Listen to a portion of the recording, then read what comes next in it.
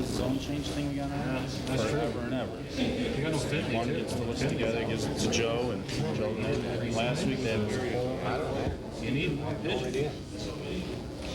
Some of the Cubs have. They cut from all kind of pitching. They got no sticks. You up there? I haven't seen you since. I haven't talked to you since. What was it, yesterday? I'm in favor of this. I haven't talked to you since yesterday, hasn't it? I asked.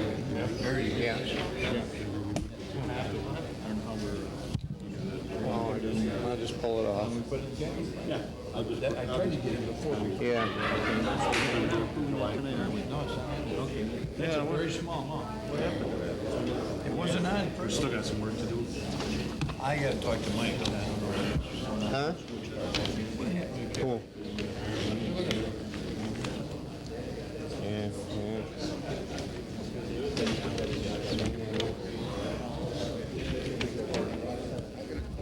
I had asked Mary to find out what I can do for the docks down there. And he did get a price from me before we met the last time. And he told me the price. Yeah, docks. yeah.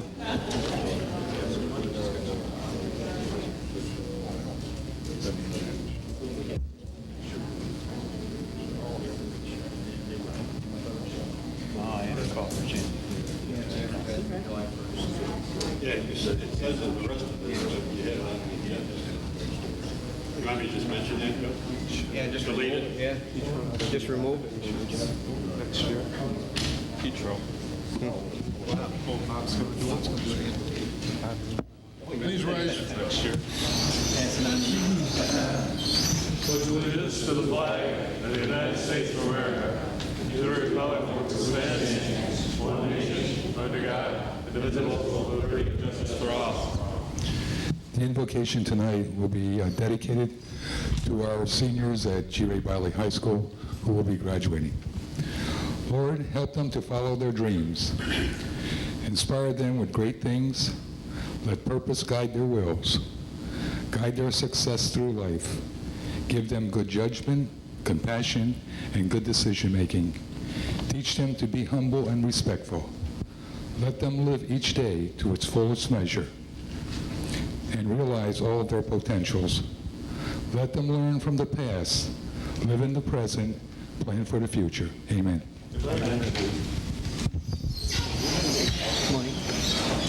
This, I'm going to remove this because that's not scheduled to delay. Can you If I have time, put it in the paper, right? 5 o'clock tomorrow, say, oh darn, I'll try to remember. Let me know what to do. It seems like Because I thought we were just waiting for the governor to sign it. That was it. It has been more than a month. I shall check.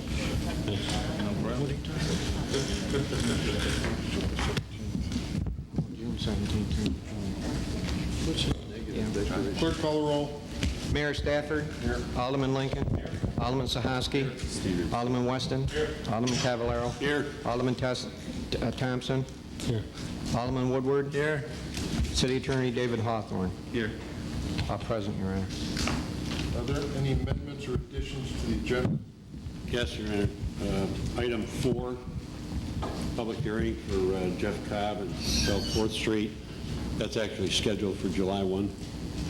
Okay.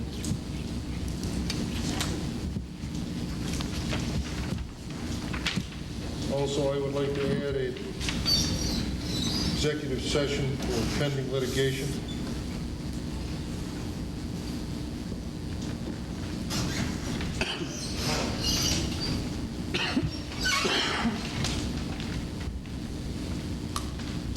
Item number 1. Resolved that the minutes of the council meeting of June 3rd are hereby approved. Move it. All in favor? Aye. I'll abstain since I wasn't here.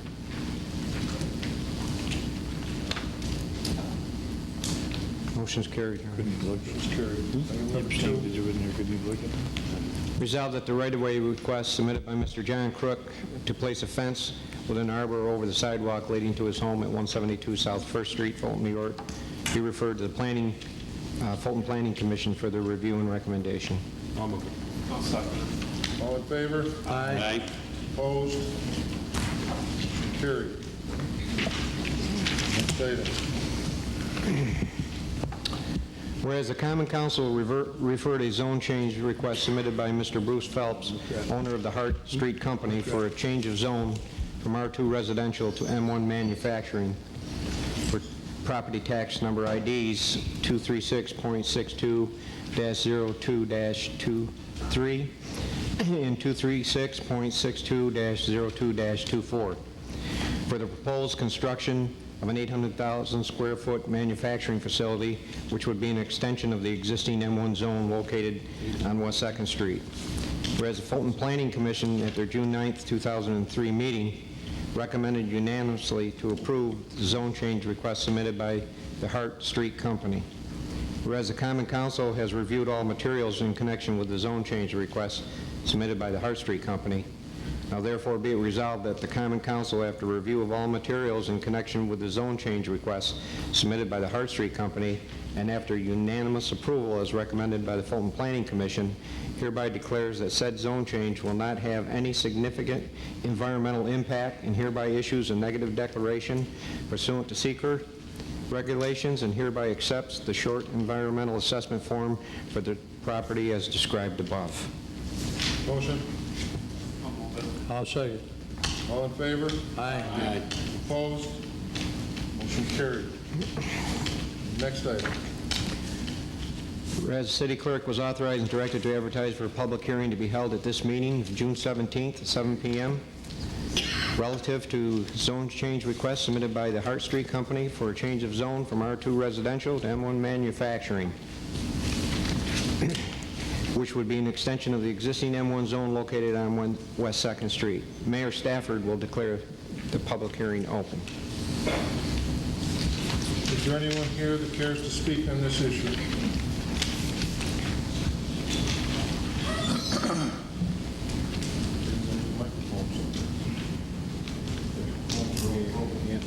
We don't have good ones.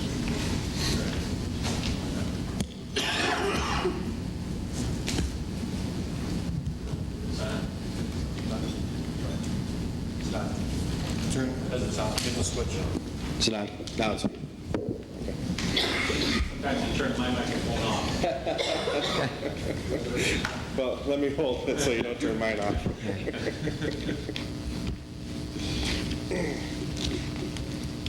Mr. Mayor, members of the council, my name is Patrick Sardino. I'm an attorney with the law firm of Smith, Sovic, Kendrick, and Sugnet in Syracuse, New York, and I represent Hudson Dairy relative to the agenda item number 3. I'd first like to make some brief comments relative to the application for this zone change. And I had the opportunity yesterday to review the city's file and the Planning Commission file relative to this application.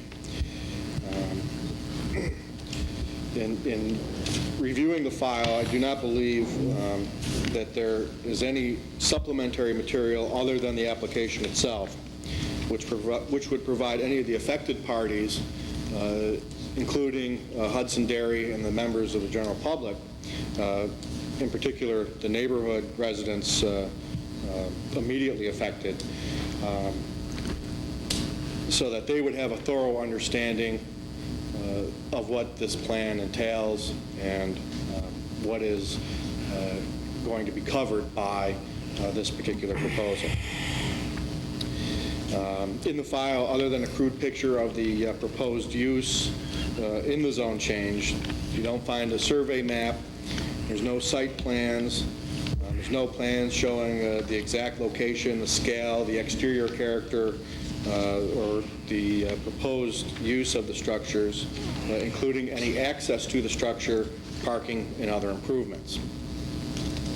The most important of that being access to this particular building, both ingress and egress.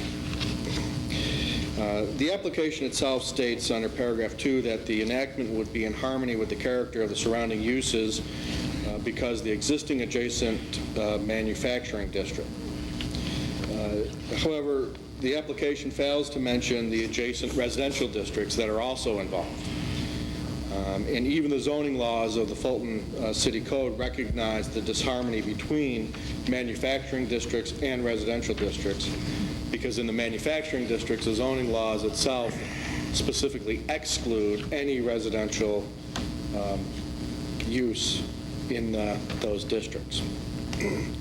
In paragraph 3 of the application indicates that it would not be detrimental to surrounding property or persons because the facility has existed in the neighborhood for many years. Well, that is true. However, the proposal is for a far greater facility than the one that currently exists. And it also ignores the reality of what the proposed use is.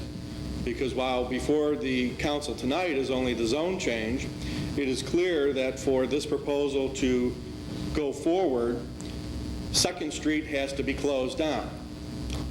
That's shown in the map that was submitted along with the application. What that does, obviously, is creates more tractor-trailer traffic, more vehicular traffic going down 2nd Street towards the residential districts in the neighborhoods, which is exactly what the neighbors don't want, which is exactly what I don't think the council wants, which is exactly what Hudson Dairy doesn't want to do. They don't want to send their trucks down residential streets. They want to continue to have the access away from the residential zone so that they don't have to send the tractor trailers down the residential streets. In paragraph 4 of the application, it says that there is a need in the surrounding area or neighborhood for the proposed use because of a recent fire has rendered the facility unusable with subsequent loss of jobs. To me, that seems more self-serving than serving the public because, again, there's nothing that prevents the current property owner, Mr. Phelps, from simply rebuilding what he has currently. And again, we believe that the use does not comport to the public good. In paragraph 5 of the application, it says that the proposed uses are no more objectionable than current or former uses because other commercial uses and manufacturing uses already exist. Again, we know that that statement ignores the reality of the situation because of the existing residential neighborhoods on at least 2 sides of this proposed amendment. In paragraph 6, it says that the proposed use conforms to all applicable regulations and requirements of the zoning ordinance of the City of Fulton because it is in accordance to the master plan. In my review of the city records yesterday, we only had available to us the draft master plan dated December 23rd, 2002. And unless that draft was completely thrown out the window and started from scratch, the master plan as drafted in December of 2002, this proposal is directly contradictory to that master plan. In section 6 of the draft of December 23, 2002, the draft indicates that rezoning this area from M1 to C1 or C2 with appropriate design standards would be a first step towards improving the quality of development taking place adjoining residential neighborhoods, as well as the landscaping and buffering between unlike uses. Well, this proposal goes in exactly the opposite direction. It goes from commercial and in parts residential to manufacturing, completely contradicting what the master plan had at least indicated in December of 2002.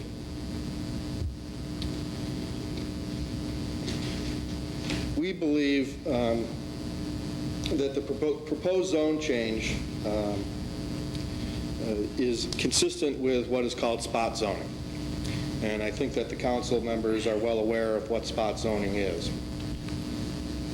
Changing 2 lots from R2 to M1, bypassing entirely the commercial designation in an area really dominated by residential uses is the most rudimentary of spot zoning. And as you may know, the New York courts have become increasingly active in striking down spot zoning votes by councils and town boards all across New York. In considering this zone change, it is only appropriate that the public be heard on all of the effects that this proposal would have on the neighborhood. Therefore, it is our position that the Planning Commission should have, though they did not, considered the effects of noise, traffic flow, safety of truck traffic on 2nd Street, and the increase thereof by this proposal. This council should consider those effects before acting. As I indicated earlier, a zone change alone is not going to allow the proposal before you to occur. The proposal clearly indicates that there would be a street closing on 2nd Street if this plan were to come to full fruition. Well, it's a piecemeal approach, and I think it's misleading to the people of the residents of the neighborhood.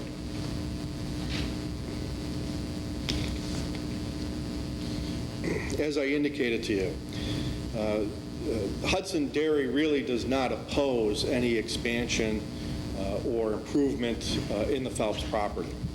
What we are concerned about is if this does go forward and you close off 2nd Street, which you're going to have to do to allow this plan to go forward, the tractor-trailer traffic is going to go right down 2nd Street.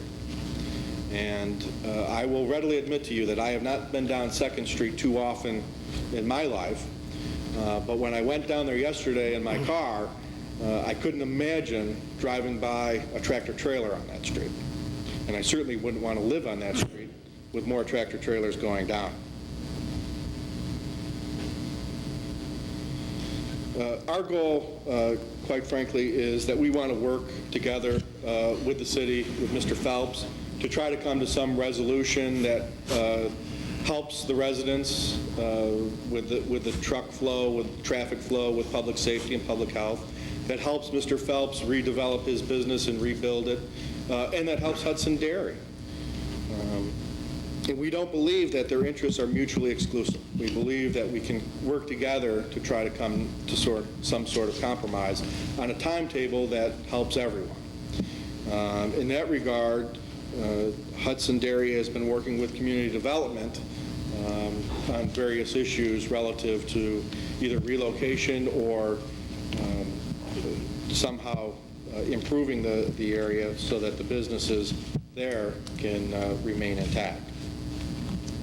Now, I note that this application was made only 3 weeks ago, and what I'm going to ask you to do is to adjourn or table any consideration of this matter to afford us an opportunity to work with community development, to work with Mr. Phelps, to work with the members of the council and with you, Mr. Mayor, and the city attorney, so that we can satisfy all of our concerns. In the event that the council is compelled to act tonight, then I would present to you a protest petition pursuant to Article 10, Section 17751, requiring that any action of the council needing a supermajority. I'll present that to the council. Thank you very much for your consideration.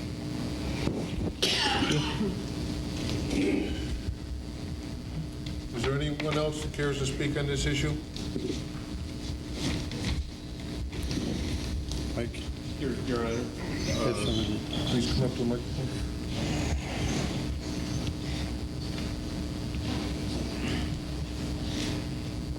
Good evening, Common Council and citizens of Fulton. My name's Sandy Kinzer, and I live on the corner of West 2nd and Hart Street, kitty corner to Hudson Dairy. It's really nice that Mr. Hudson and his attorney are here tonight, kind of stating that those trucks don't go up and down 2nd Street at this time and in the past, but they do every day and every night. Their personal vehicles, their Hudson Dairy delivery trucks, run those compressors all night. They come on and off every 6 to 12 minutes. They exhaust some kind of black smoke when they come on. So if he's thinking that, if Mr. Phelps doesn't or this proposal to close off Second Street doesn't happen, and he's going to then route his trucks from the Tops grocery store side, maybe that would help the neighborhood a lot. But right now, they have not considered our requests at all. Thank you. Anyone else?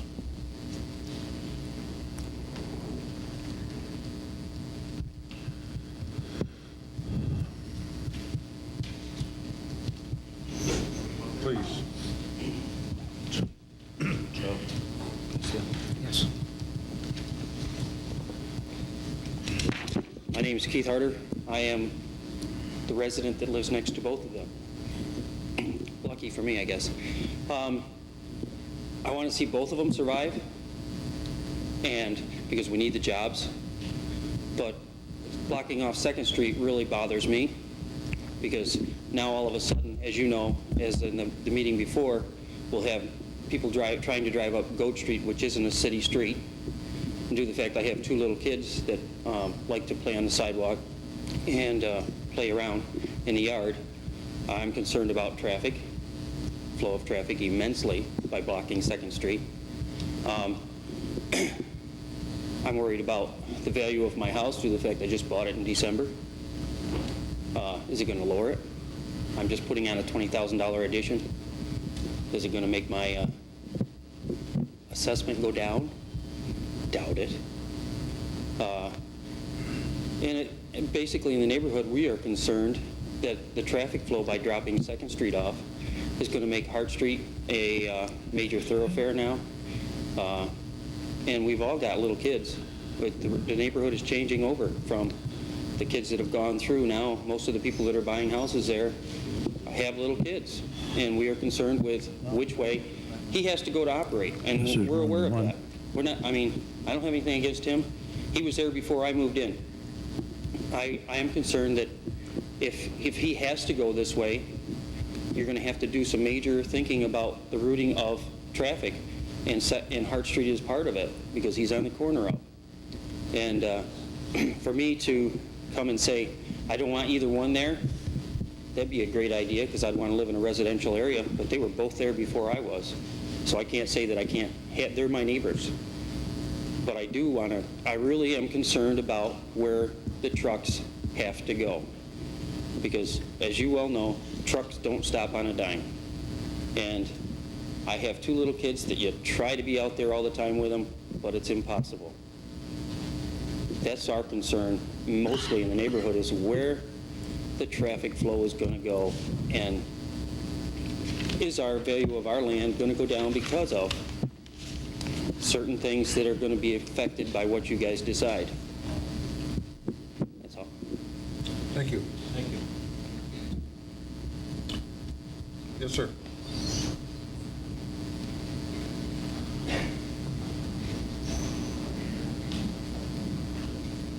Hi.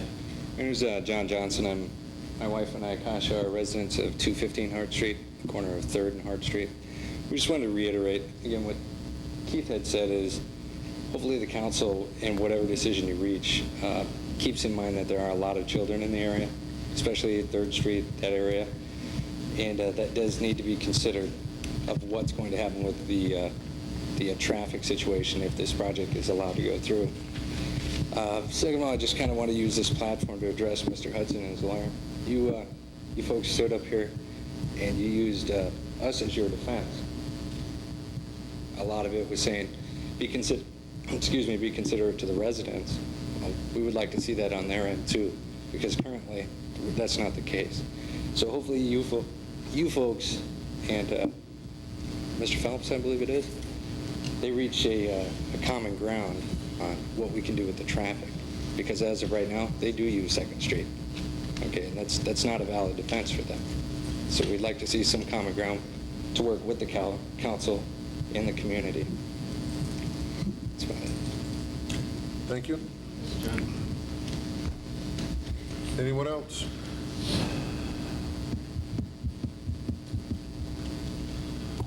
Anyone on the council? Yes, Mayor, I have a question. And looking at what was presented tonight, what time frame is necessary if all three of us could get together, the council, Mr. Phelps and Mr. Hudson? What are we looking at as a time frame?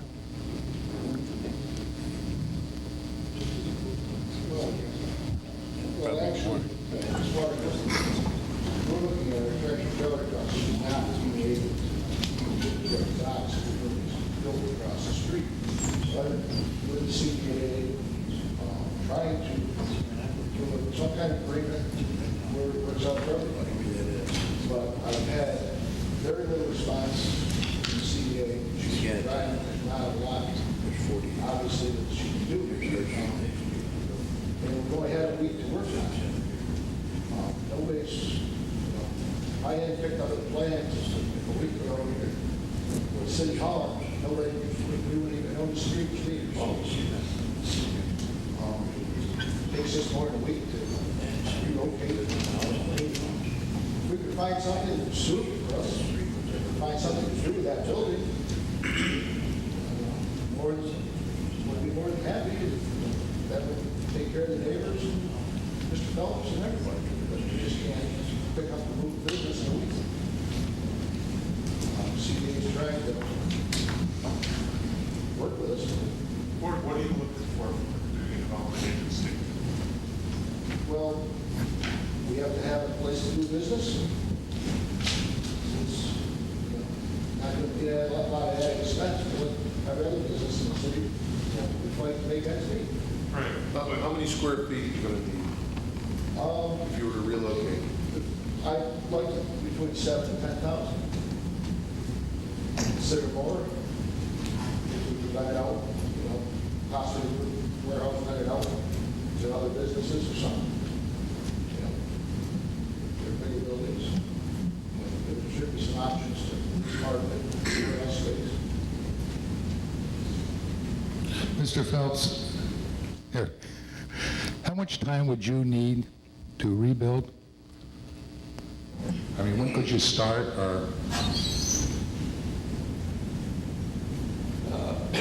Pardon me, we're going to move machinery in our steel building that's erected now. It has enough power to operate part of our operation. In order to hold our customers, we have to be back in total production by fall, as early in the fall as we can. So we have to go through the architectural work and the erection of a new building and that kind of thing and that kind of time. We don't have a lot of time.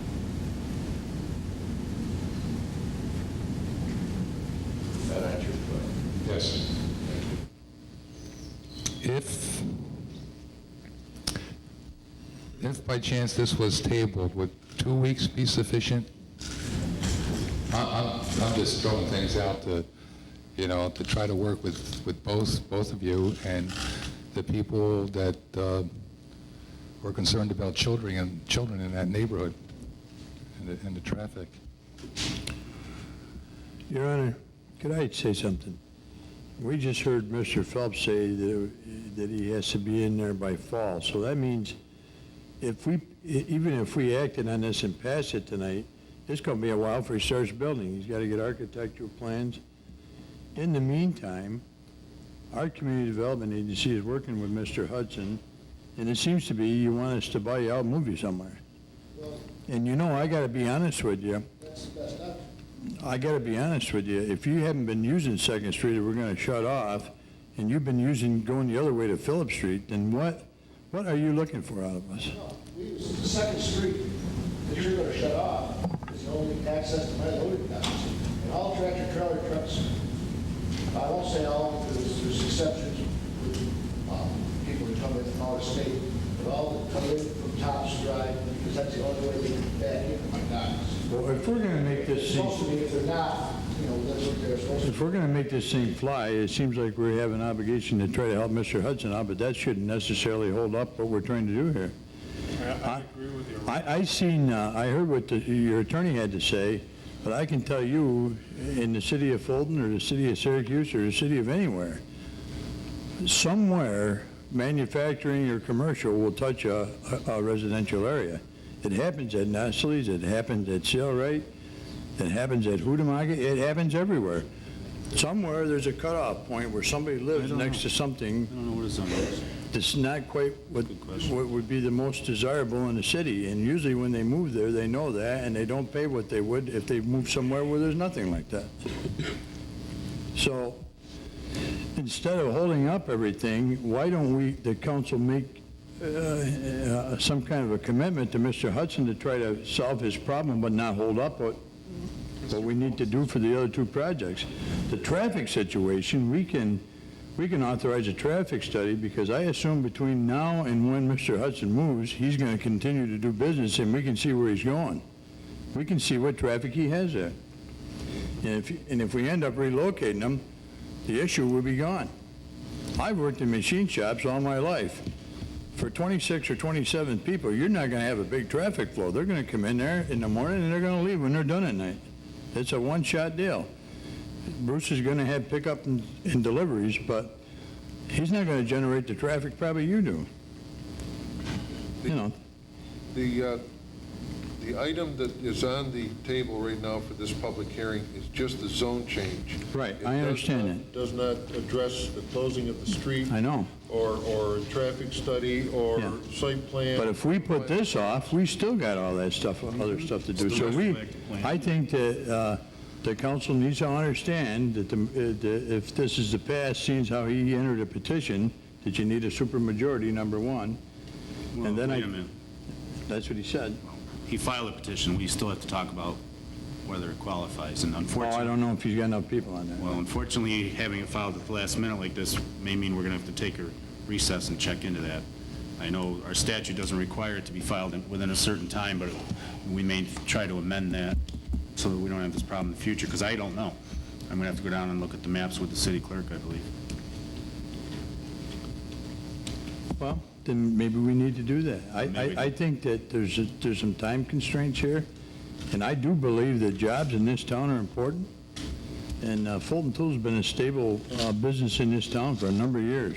I mean, a lot of years. And more important than even the tax dollars you might get out of it is the paychecks in the town. It's a big thing. And I think the council needs to act on it as soon as it can. These other problems go hand in hand with any development. The concerns you have over traffic, we should be able to solve them.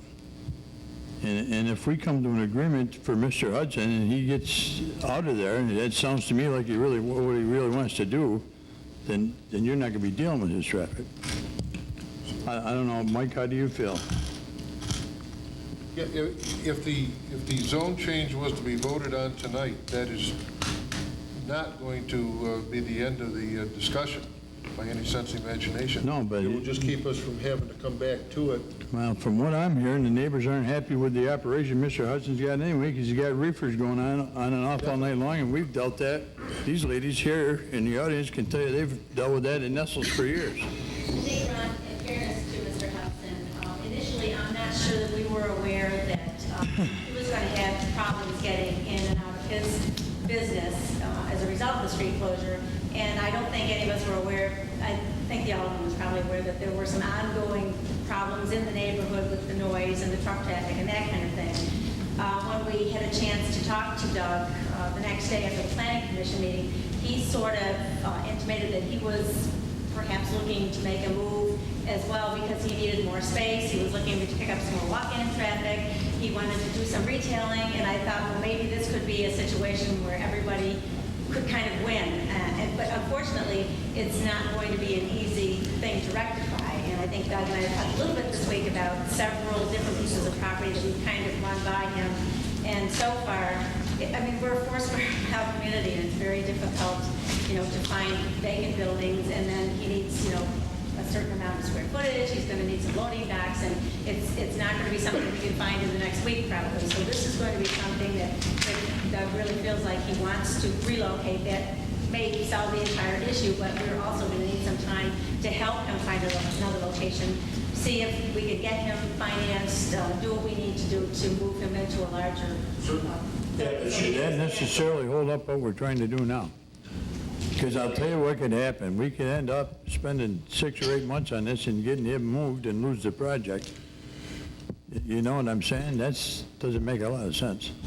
And the other side of the coin is that I think for all intents and purposes, initially Bruce was going to move out of the community.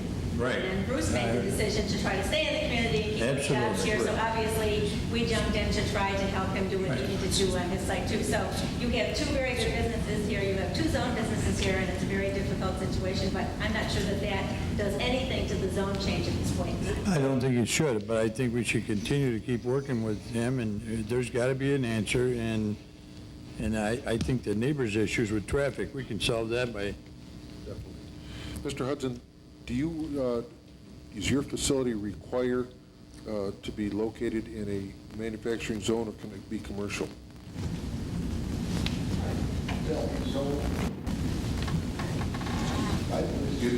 It's in manufacturing now, but does it require because if it only requires commercial, of course, that opens up more areas that we can look for. I'm not sure. This is a warehouse. We're not manufacturing. You're not manufacturing. We don't produce anything, so I think it would, but I don't want to say it would. Okay, all you're doing is a transfer and warehouse. It's like a distribution center, maybe? Yeah. We'll check tomorrow with zoning and see if what zone that does require. Okay, that'll give us some. Mayor, you said he is in a manufacturing Right zone now, yes. That's an M1? That's part of that M1 that sweeps around the block. I think this is a classic example of what we're looking for, to balance between the neighbors and the 2 fine businesses. I know, how long has Hudson been in that area? 14 years. 14 years. Where were you located before? So they located inside the city. I think, as the mayor has said, and Alderman Woodward, what we're going to do tonight is to evaluate the zone change. There still is a number of processes that have to go through. It has to go to the Planning Commission. The Planning Commission is very good at getting the researching information and determining what is best for the community. So I'm sure that they'll take everything into consideration, and it sounds like we've got some areas that we can certainly work with both the businesses and the neighbors to make sure it's a win-win situation. So I certainly want us to consider that, as Alderman Woodward said, if we can evaluate the zone change itself, and then I think everyone is going to work real hard to make sure the rest of it all works out. If I may. Just to address a few things, some of which have already been stated here, and also in response to council, Mr. Sardino. First, your point is that you indicate that there's no notice in the application as to what is intended to do. Zone change request is simply a zone change request. You don't have to put in what your intention is. People normally do. And once the zone change is granted, typically you can't, the council cannot make a zone change contingent upon the expected use. Once your zone change is granted, it can be anything that's allowed within that particular zoning. Certainly, it's nice to be up front and everybody is here, but my point is that it doesn't negate or to me, in my opinion, it doesn't negate the application because that information wasn't in there. You indicate you believe this is classic spot zoning. We've been through this many times, this council has. Just because a single piece of property is changed does not mean it's spot zoning. The Court of Appeals has said that. Really, the courts look to the entire plan of the whole area, which gets us into the comprehensive plan. It is a point, the point you make is that the current comprehensive plan, well, first, let me ask you this. You said you got the 122302 draft. Which office did you get that from? I reviewed that at the Planning Commission office. I don't have a copy. Because I'm just curious why no one could give you the current one, because we passed it a while back. Yes, we were told that there were no copies available. Did you try to, did you go to the city clerk? Yes, we were at the city clerk. Oh, I'm sorry. They were actually the ones that made copies for us of everything. Didn't we pass that? Didn't you guys pass that? Yeah, I found one. He's correct in what he's stating. I've got the copy right here if you want to look at it. Okay. No, I understand that, but anyway, to finish on that, A comprehensive plan, first of all, the comprehensive plan that was passed here had several areas, maybe 4 or 5, that were intended to, or was recommended that there be some zone changes made. And in furtherance of that, this council put together an ad hoc committee a while back that is going to look at those proposed changes and bring them up for public hearing and try to work on those. But a comprehensive plan, the courts find, is a fluid concept. And yes, certainly when you have one in writing, you are supposed to do your best to follow it, but everything is subject to change, and no one anticipated this fire. No one anticipated a building that had been, a business that had been in this town for some, I think, 45 years may have to move because of this. And frankly, what I'm hearing Mr. Hudson's claims about the neighborhood itself, I don't think his use is a heck of a lot different than the use that's intended by Mr. Phelps. And I really think that his number one reason, if he was really pressed to admit it, is the change in the traffic pattern this may cause him. But I think procedurally this matter is here without flaw. I believe the paperwork is without flaw, and I think if the council finds it's in the best interest of the city to make this zone change, it should do it tonight. As has been pointed out, any closing of the street and any site plan work for the proposed use still has to be gone through. Anyone else on the council? Yes, Your Honor. I don't know where Ed Sahaski was going with this, but I kind of feel I would be a little more comfortable if we tabled this and allowed some communication between CDA, Bruce Phelps, Hudson Dairy, and members of the council who choose to be there. The closing of 2nd Street, the residential issues, and the lack of a traffic study concern me. And I understand what you're saying about making the move on this tonight, but since we've got a ways to go down the road, I don't see why this couldn't wait a week or two in order to give everyone here, all the parties, a chance to look at this and see if we can come to a resolution. Well, Frankly, one of the things that occurs to me, if Hudson Dairy goes, that's an M1, there would be no need to close the road. You could take over that section, or Mr. Phelps might consider taking over that with the help of CDA and not have to close the road. Just a thought. So that's what I would recommend. We have to do it secret if we close the road anyway. Same as we did for the project, environmental quality. Well, I guess what I'm thinking, Ron, if we say it's an M1 and this doesn't fly, what have we accomplished anyway? I'd like to just think about giving it a week or two, if that's not going to be so detrimental to this project. And too much information has been brought up here tonight that I think we need to talk about a little further, a little more in depth with the parties involved, CDA, IDA, attorneys, whatever, and see if we can come to a better resolve. 4 votes to table. Are you offering a resolution to table this? Yes, I will offer a resolution to table it. First, let's see. I'll ask for a motion to close the public hearing. I'll offer that. All in favor? Aye. Aye. Now your motion, Alderman Cavallaro. A motion we table for a period not to exceed 2 weeks. I'll second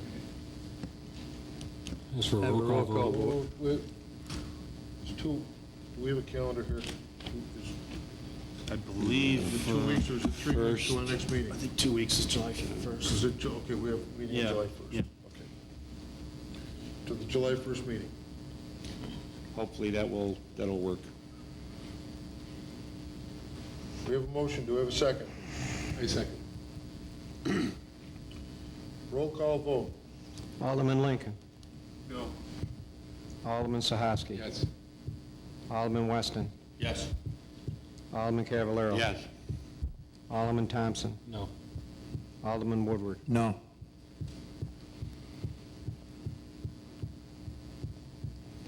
Motion's defeated.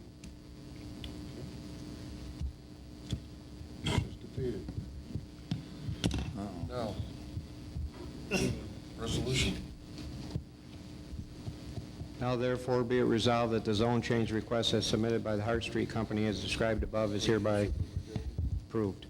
I'll move that. Is there a second?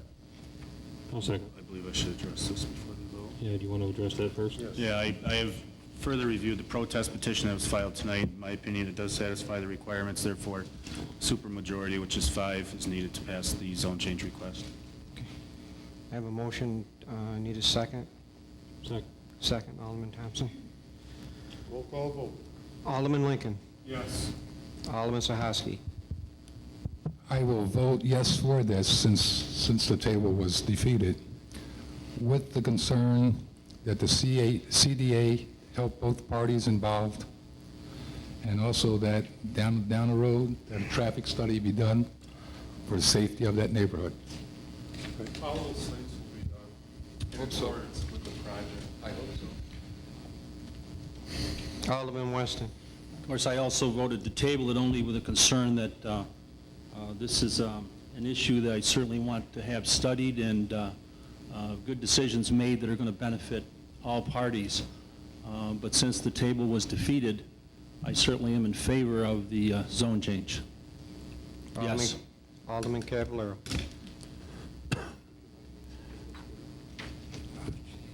I'm certainly concerned about having business in our city, but I feel uncomfortable doing this without having expended a little bit more time discussing it with the parties to be, so I still am going to vote no. Alderman Thompson. Yes. Alderman Woodward. Yes. Motion to approve the zone change is carried, Your Honor, A supermajority. by supermajority. Thank you very much. Next item. Item 4 has been pushed to July 1st meeting. Yes.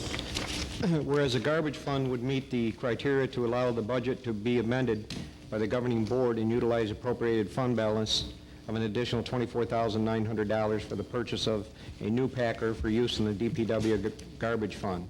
Whereas this common council requests that the cost of this packer body be paid for by an appropriation of $24,900 from the fund balance.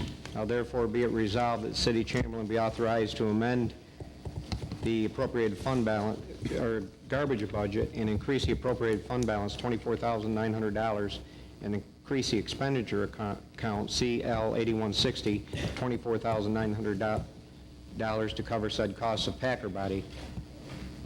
Therefore be it resolved that the DPW commissioner be authorized to purchase a 20-yard rear load packer off the New York State bid contract number PC 59608. How long Can I ask a question? That's the one This might be a dumb question, but if we have a $30,000 surplus in the garbage account, does that mean we're charging too much? No. That means we need to build up to do just this so we don't have to borrow money. We have a motion, Your Honor. I offer it. Do we have a second? I'll second. Do we have a second? All in favor? Aye. Opposed? Motion carried.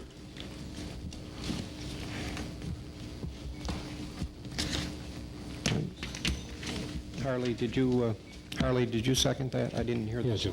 Thank you.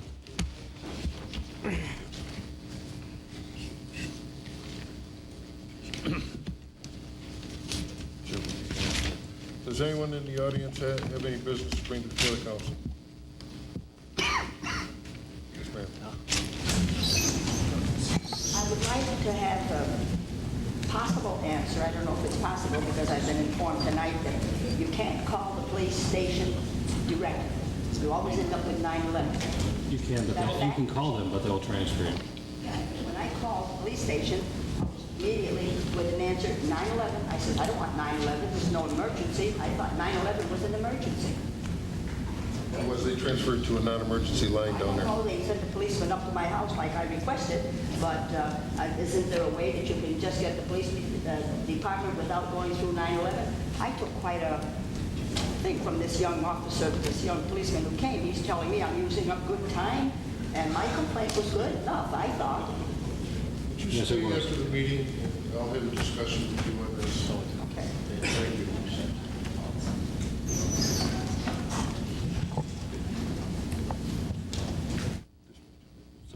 sent to the principal's office. Is Bucky Graham still in charge of the DPW? Still DPW Commissioner. Well, aren't they supposed to kind of be looking out for, I walked with my friend Bridges, and on First Street, between Arby's and Burger King, right on the arterial, there was a tree and branches on the sidewalk for over a month. And, you know, it's the main artery, traffic and people. I tripped on it once. I did finally call the DPW on Monday, and it was picked up. But I had to call them to do it. It seems as though it can be seen, obviously, to pick it up without me having to call down and telling them. Yes, should have been picked up. But I had to make a phone call, and I don't like to keep calling down. I had to call once before, and I think they're going to think I'm nothing but a complainer. And I should have called and thanked them for doing it, but then I thought, no, they should have known it was there and done it without me having to tell. You were correct. They should have seen that and they should have picked it up. But they want the city to look neat, and this is a bird's eye view of the city when they're coming in. Yes. Leaves on the side too, that should be probably picked up, but I imagine they're getting around to that eventually. They're working at least 2 crews a day on yard waste right now. They have most of the storm debris completed. For the most part, there are little bits and spots here and there, but for the most part, that has been taken care of. They are doubling up on lawn waste, trying to get that. It doesn't matter, I'm a bad street, but the arterial I felt should have been better monitored. Thank you. Anyone else? Yes. Question about the storm removal at city schools. Would I address that to you? Back to city schools.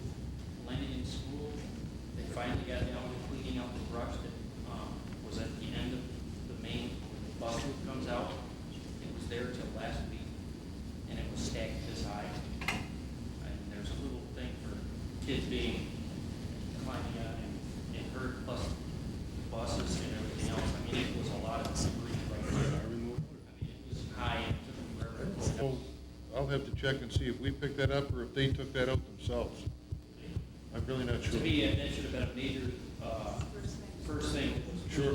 Being at a school and being the fact that it was the form of egress out into the buses and everything.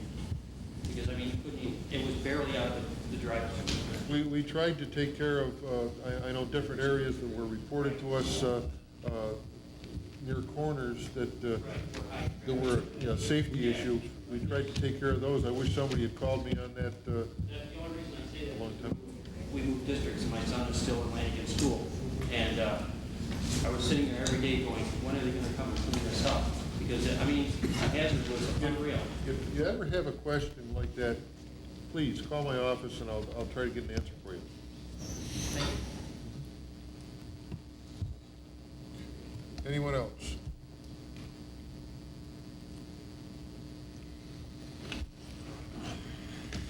Motion to adjourn to executive session pending litigation. I'll second. All in favor? Aye.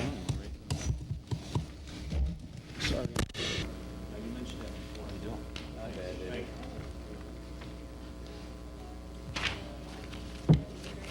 Down at the plant? They asked me, they always said another month. Anything you want. It's not winding down as fast as they thought it was going to. The problem is, they ain't anybody there. They budgeted $3,500. First Street? Just all hazardous waste. Stupid. I don't know.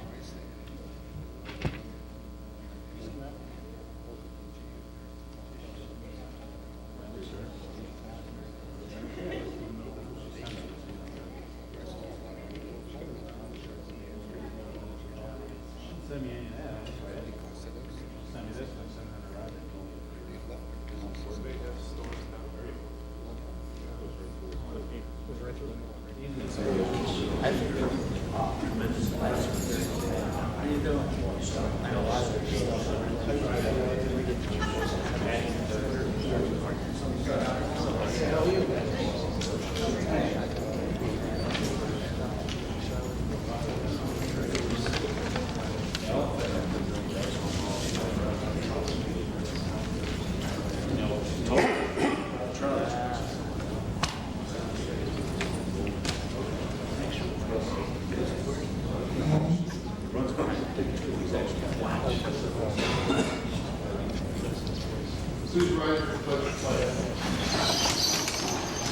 allegiance to the flag of the United States of America and to the republic for which it stands, one nation, under God, indivisible, with liberty and justice for all.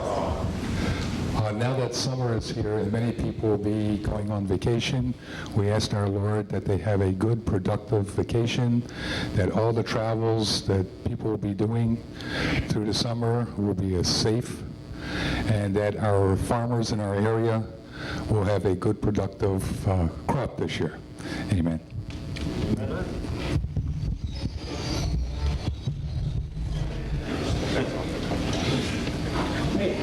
I thought so.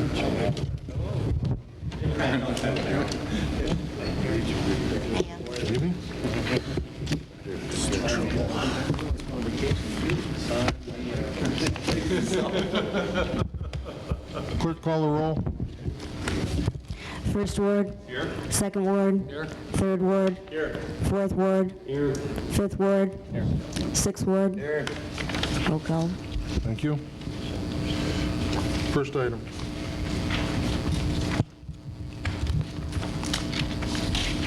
Let me read it. Ready? Whereas the city clerk was authorized and directed to re-advertise for a public hearing to be held at this Common Council meeting of July 1st, 2003, at 7 p.m. in the Common Council chambers of the Fulton Municipal Building, located on the second floor at 141 South First Street, Fulton, New York, relative to a right-of-way request submitted by Mr. Jeff Cobb to pave/blacktop on the State Street side of his property located at 317 South 4th Street, Fulton, New York, and to replace the sidewalk with 50% of the cost being paid by Mr. Cobb. Okay. Do you want to Excuse clear me, it open? before you, I'm sorry, were you finished? Were you going to go on? Before you open the public hearing, there's a phrase missing from the original resolution of June 3rd, and that is to request that the city remove the damaged sidewalk and curbing.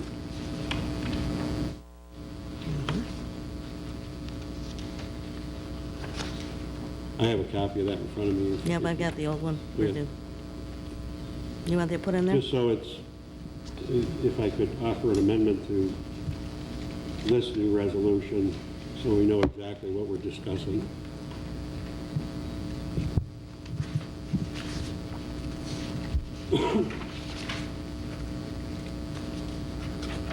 Can I ask Have you, you got that? why would the city pay to remove something so he could put a driveway? Are we doing that with everybody else in the city? They put the driveway in? No. He's going to do the sidewalk. Right. Okay, and the apron to the sidewalk, forming a bit of a curb. So he's gonna replace And he's the going to curb. pay for half of that. You're gonna replace the curb too?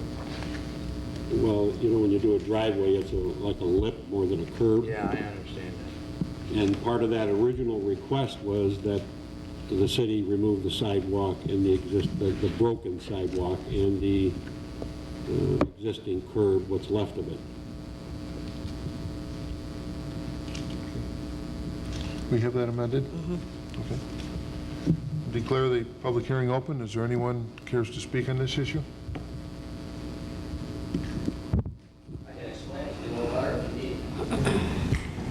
Please.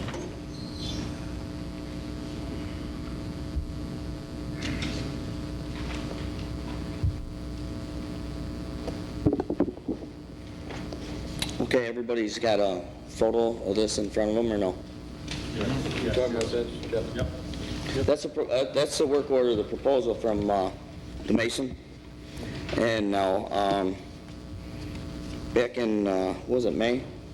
I went in front of the Planning Commission on this, and they recommended that they wanted the sidewalk left there as part of the comprehensive plan that they have in place, which makes sense. Because the sidewalk is used a lot for the State Street Church, which not only on Sunday, they have numerous weddings during the week and a lot of other things that, it's a high traffic area, is what I guess what I'm trying to say. Everybody knows that. And the sidewalk, there's probably, I counted, I think there's 18 or 20 all cracked and damaged. And the driveway, 80 foot in length, as far as the sidewalk goes, I mean, there's a couple that goes to the 4th Street side, and they're cracked also, so I figured that I would pay half if the city would pay the other half, and I'll replace them all, because I don't want 80-foot footage of great new sidewalk and then have another 10 feet of cracked sidewalk, so that's why there's 85 feet. The driveway is actually probably 60 feet. Okay, but the concrete's bad all the way to 4th Street. So I don't have a problem paying the additional fee for that. And like I said, the planning committee, they're the ones that sent me to this point of this job. Now the diagram in front of you, what you have is, I have a drain down on South 4th and State, a big manhole drain. We have to channel that water to that drain, so I got like a 6-inch reinforced curbing that I'm going to put back in there so that water can get to that drain, so it just don't lay on the apron, and then it takes off the 4 foot of sidewalk, if that makes any sense to you. And then from the end of the sidewalk to the house, I'm going to asphalt. My main issue here, according to Steve Lund, I can do the asphalt no matter what, yes or no here. But what I'm here today is trying to get the city to work with me to clean up the sidewalk. I don't want a new driveway with 85 foot of torn up sidewalk, which you have the pictures. And Joe's got one that I took off the computer, probably a little better shape down there, that shows a better view of it, if you want to pass that through. Because the black and white doesn't give that any justice. Now, I explained that pretty good, I think. Is there any questions? Just, when you look at this proposal and you're looking at the sketch, you're actually looking at this, it's only a portion. So you're looking at it from the roadside toward this first 6-inch drainage, is that correct? That would be the length of the driveway. And then 2 foot 6 inches is the apron from, and then right, from 4 feet is the sidewalk. Correct. Full length. Correct. And it's all reinforced to protect it from the plow and the salt. 4,000-pound concrete with re-rod and mesh.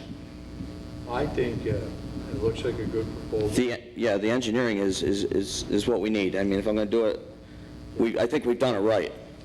The only thing I would suggest, though, is every alderman has money in their budget for their ward for sidewalks. And Joe, did you figure this in? I mean, I don't know where we're going to get the money to pay for this other than what we've got budgeted. Well, if it had been done, it would have been the full cost. He's paying 50%, so it's half the cost. Well, I understand what you're asking. I don't know. Well, even if it's 50%. No, that's why we're having the meeting tonight. We're going to do it. What I'm saying is, even if it's 50%, we can still take it out of the budget that you have for sidewalks in your ward. Unless you know where we can get the money other than what, you know what I'm saying? I just want to say, I'm not sure what our contractor would charge for the sidewalks. well, I know what they charge. I talked over to Steve Lund. You get, and Mr. Austin told me that the fee that we pay for sidewalks is really right on as far as materials go. And they're $200 a cube is what the city pays, according to Steve Lund. That's what we did the last time we had sidewalks done, we paid them. Yeah, and he said, well, that's what it figures out to.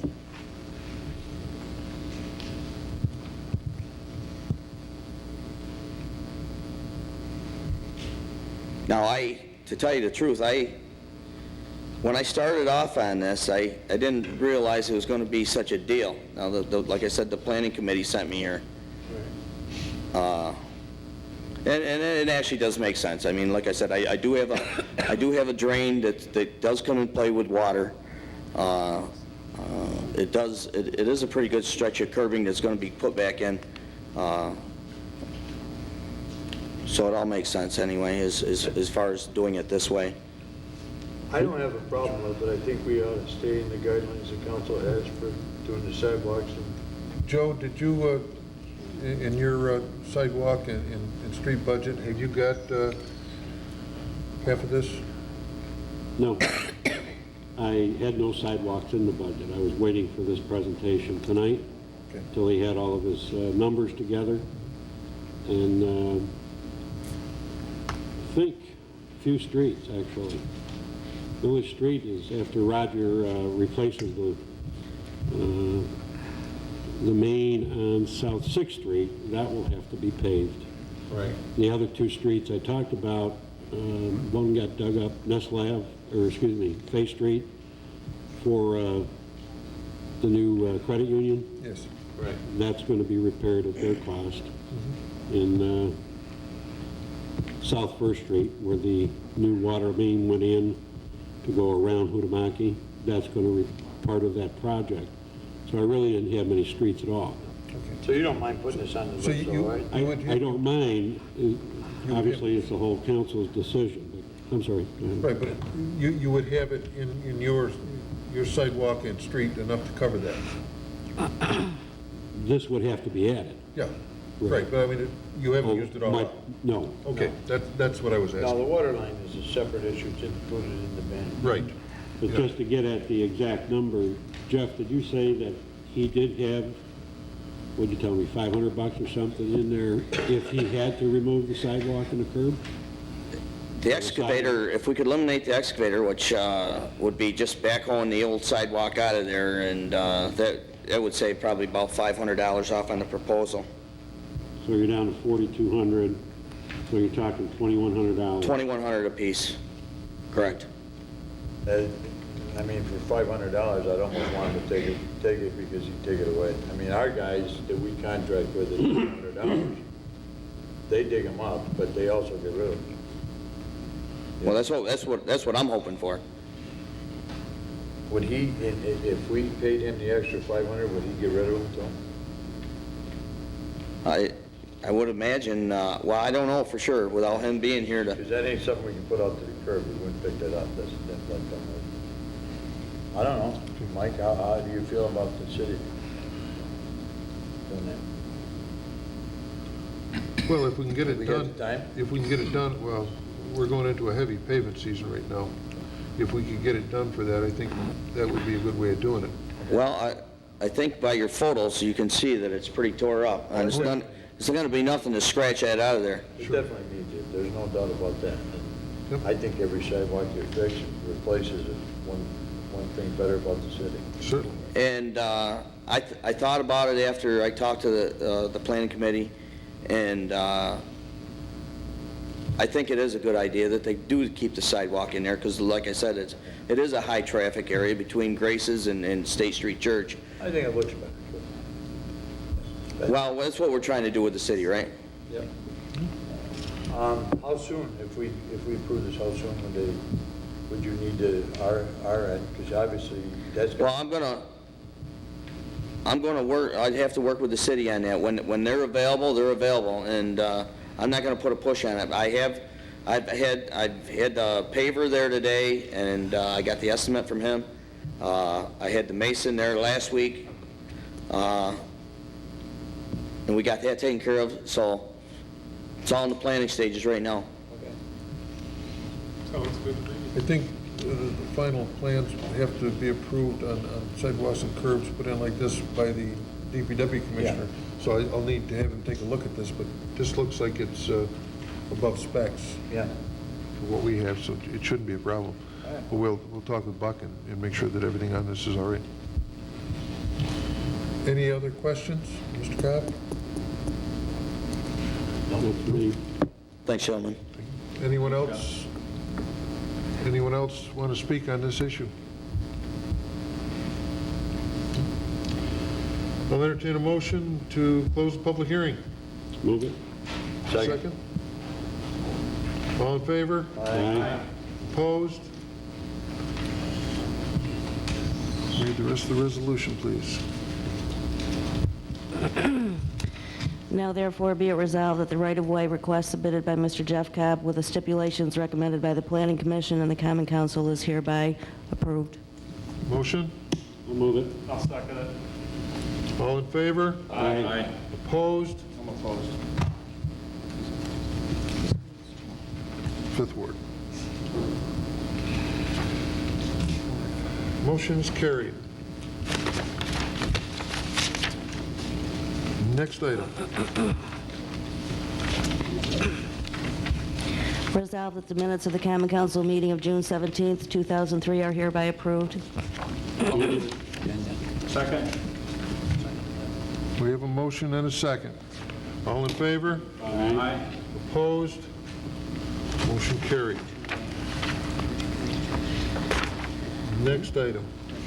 Resolved that the city clerk be authorized and directed to advertise for an informational hearing to be held on Tuesday, July 15th, 2003 at 7 p.m. in the Common Council chambers of the Fulton Municipal Building, located on the second floor at 141 South First Street, Fulton, New York.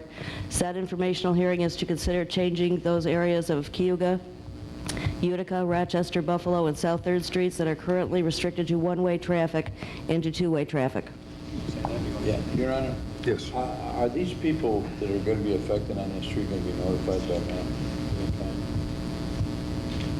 That wasn't part of the request. It was, we were going to go into the, advertise for the hearing in the paper.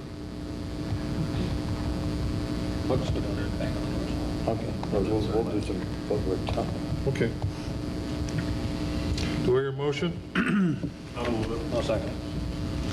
All in favor? Aye. Opposed? Motion carried. Next item. Resolved that the city clerk be authorized and directed to advertise for a public hearing to be held on Tuesday, July 15th, 2003 at 7 p.m. in the Common Council chambers of the Fulton Municipal Building, located on the second floor at 141 South First Street, Fulton, New York, relative to a proposed local law to amend Chapter 165 of the Vehicle and Traffic Ordinance of the City of Fulton by amending subsection 165-31.1G and adding a new subsection 165-31.1H as they pertain to parking of oversized vehicles as follows. Amend 165-31.1G to read, detached commercial trailers shall be banned from parking at Indian Point Landing and Bullhead Point. Add new subsection to read 165-31.1H. No vehicle described in subsection A shall be allowed to park at Indian Point Landing or Bullhead Point for more than 2 hours.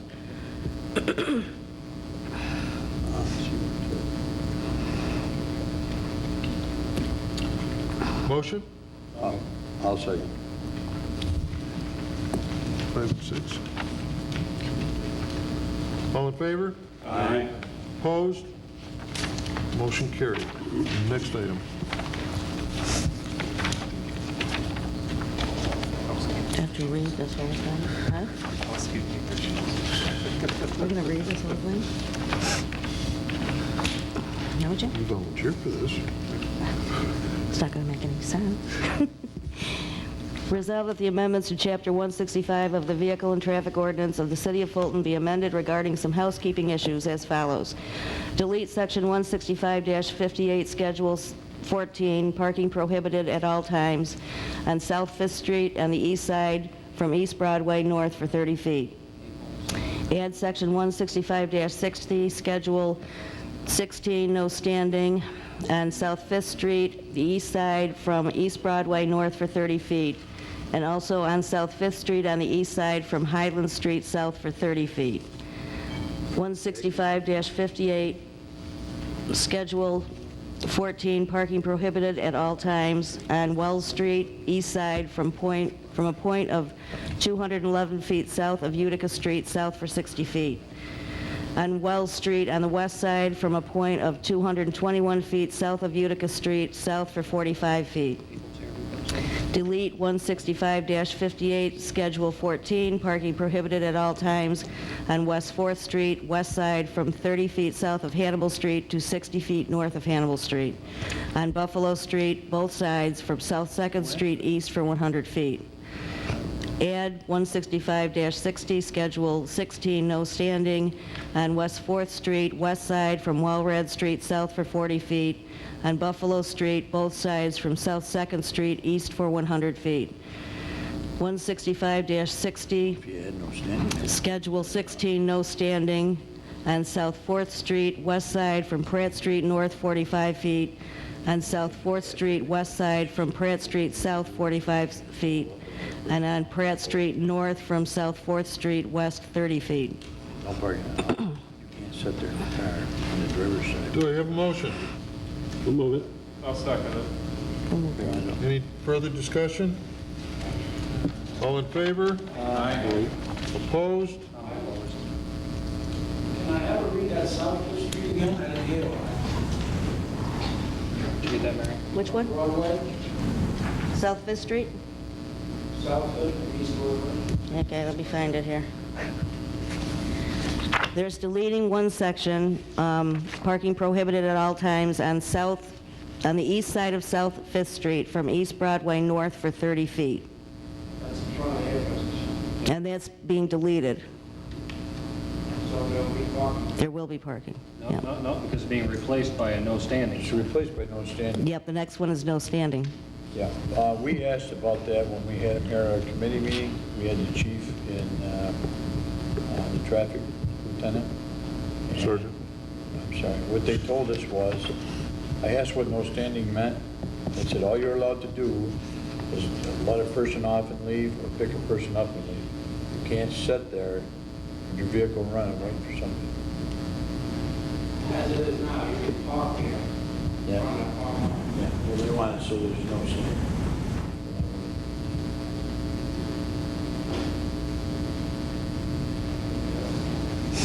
Any further discussion?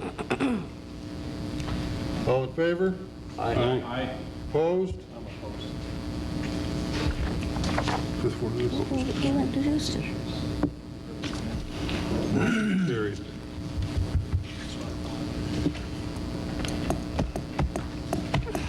Next item.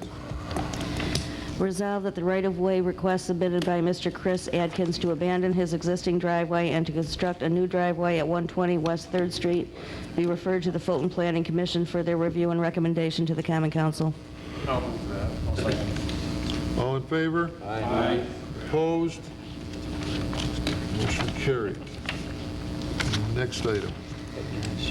Resolved that the city clerk be authorized and directed to advertise for a public hearing to be held on Tuesday, July 15th, 2003 at 7 p.m. in the Common Council chambers of the Fulton Municipal Building located on the second floor at 141 South 1st Street, Fulton, New York, for a proposed local law to amend Chapter 165-34A4 entitled Time Limit Parking. Motion? We'll move it. Second. All in favor? Aye. Opposed?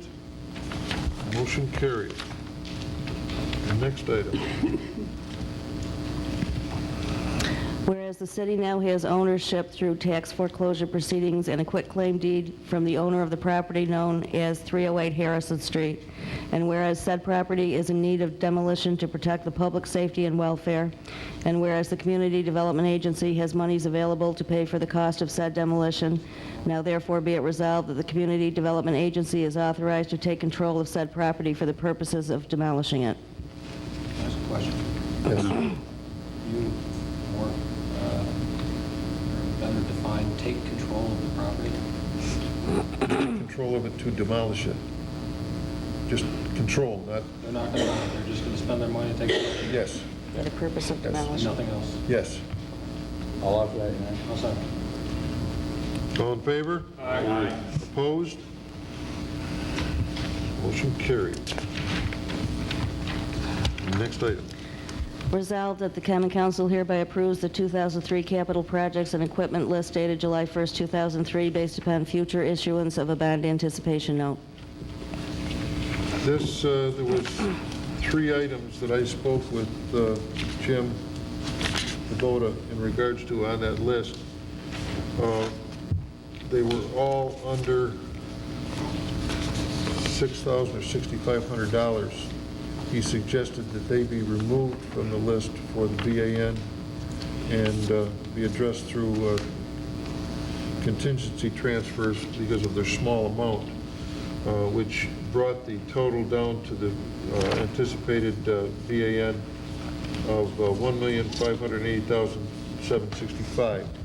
I believe that has everything in it that we have discussed in the past. What amounts were those again? There were, one was a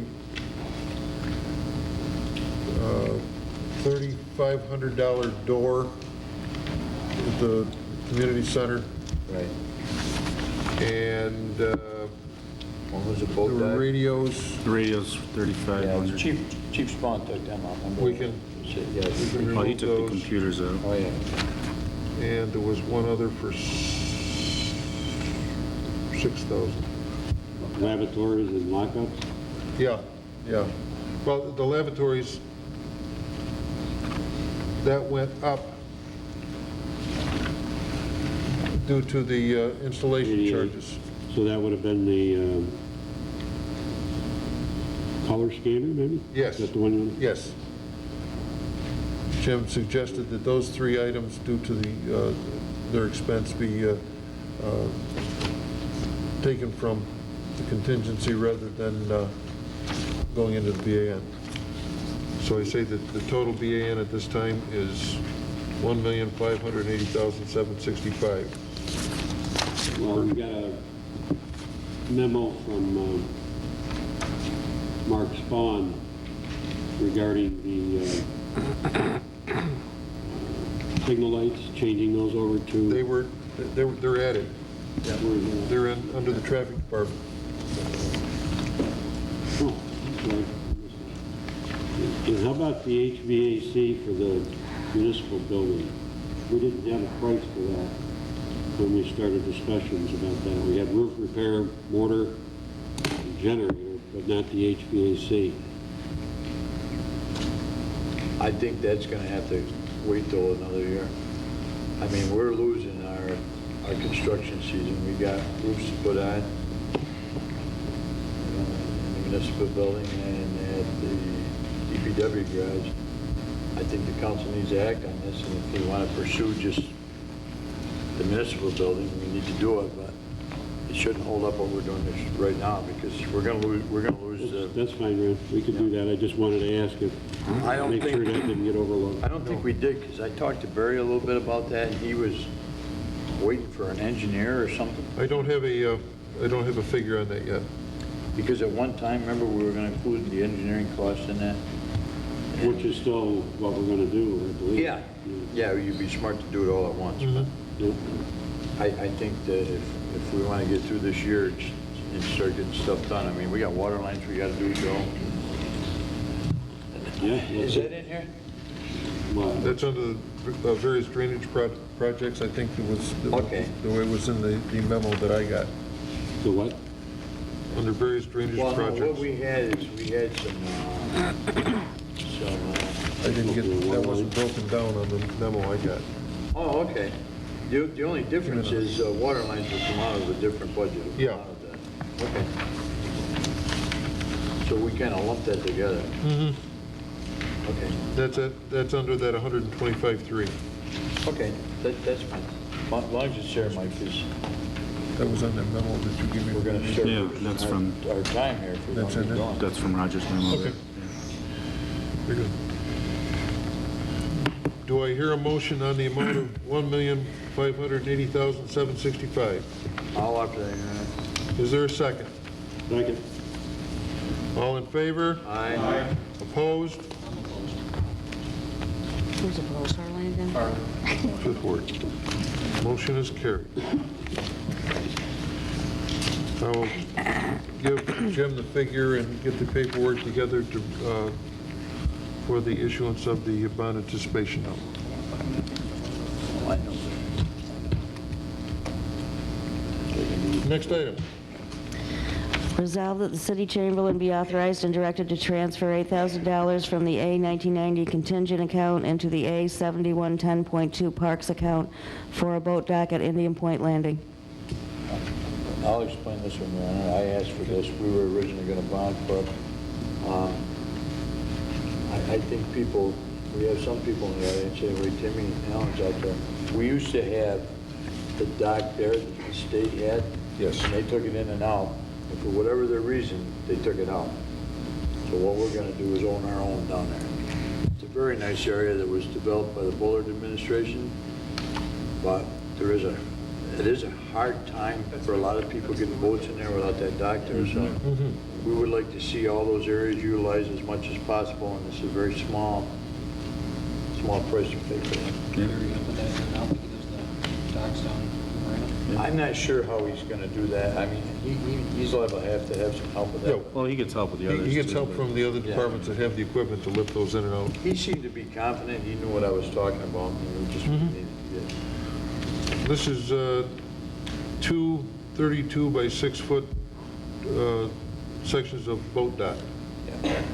Yeah, float. Yeah. Fix the ramp down there, too. The ramp is crooked. Yeah. The ramp will be more expensive to fix. We'll get the dock in and then have to work and see what it's going to take to fix the ramp next. drain the river. We've got to work on the ramp. Well, there are. Jack it up like a piece of sidewalk. It's like two slabs next to each other, and one of them fell off. But because of the way it's built and the water keeps pushing it out of the way, we've moved it. The current's real strong there. We've moved it before and it just keeps moving. I think in the future, they have removable ramps, Mike, they're made out of metal. They go right in the water, they're corrugated. We need to look And at in the those and see if wintertime, all you that'll do work. is just pull them up, and, you know, you don't have to worry about them shifting during the ice part of the river. Do we have a motion? Nope. I'll offer that, Your Honor. I'll second. All in favor? Aye. Opposed? Motion's carried. Next item. Resolved that the Common Council hereby approves the change order modification number 1 between the City of Fulton and Utilco Pipeline Incorporated for the relocation of an 8-inch diameter city water main near the intersection of South First Street and Lion Street. This was a change order to the contract that we did for that relocation of the water and sewer around Hutamaki. Do I have a motion? We'll move it. All right, who moved that? All in favor? Aye. Opposed? Motion is carried. Who seconded? I can't Who hear. did the second on that? Harley. Carl?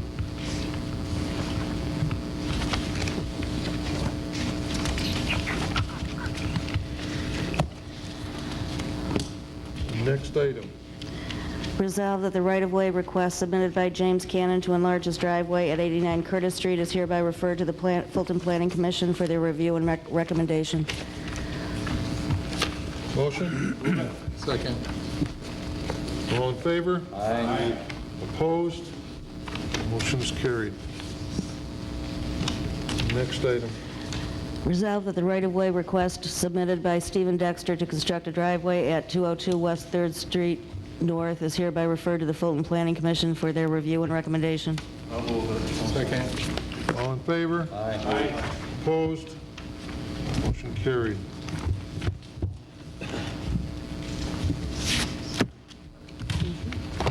Now, under discussion, we have information we've received and provided with the agenda to you in regards to local exemptions for sales tax on clothing and footwear.